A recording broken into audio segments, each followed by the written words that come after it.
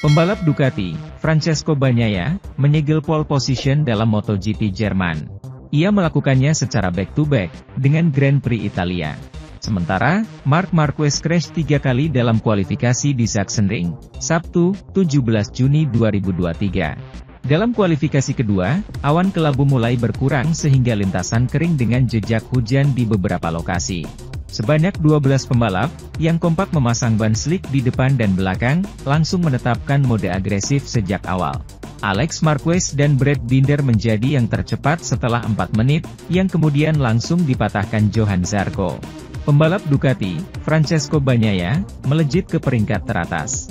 Marc Marquez yang berada di urutan ke-12, mengalami high side dan terbanting sangat keras ke depan motornya. Ia sempat dipapah tim medis, kakinya mungkin cedera karena berjalan terpincang-pincang sebelum kembali ke motornya dan membawa ke pit. Menurut laporan, motor pertama yang jatuh di kualifikasi pertama mengalami kerusakan yang butuh waktu untuk memperbaiki.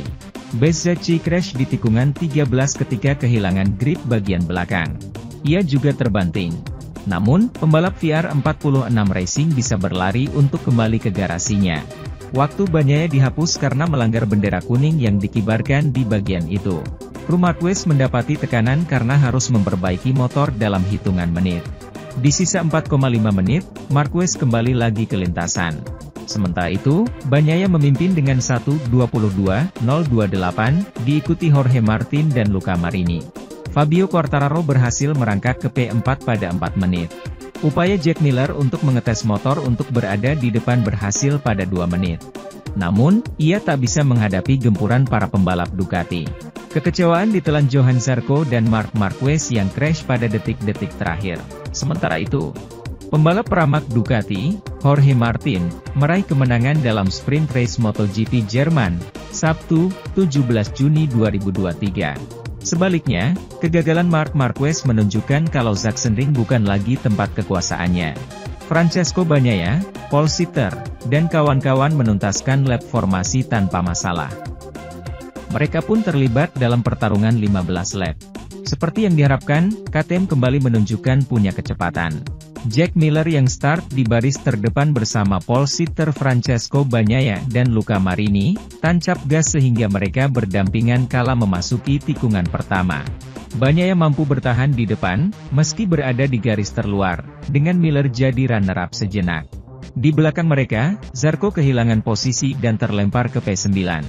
Marquez maju sedikit ke peringkat kelima. Di antara mereka, ada pembalap peramak racing lainnya, Jorge Martin. Rider yang dirumorkan akan pindah ke Yamaha mampu mendongkrak kinerjanya pada awal lap kedua. Ia menyalip Marini, ketika saat bersamaan Miller melewati Pecco. Mantan rekan setim di Ducati itu saling menyerang hingga pada lap kelima, keduanya sangat dekat dan kehilangan momentum. Martin dengan cepat membaca situasi dan segera mendahului mereka untuk naik ke puncak tabel tercepat. Jadi pada akhir lap kelima, 10 besar diisi Martin, Bagnaia, Miller, Marini, Brad Binder, Zarco, Marco Bezzecchi, Alex Marquez, Marc Marquez, serta Enea Bastianini. Putra Angel Martin dan Susana Almoguera tak membuang peluang emas.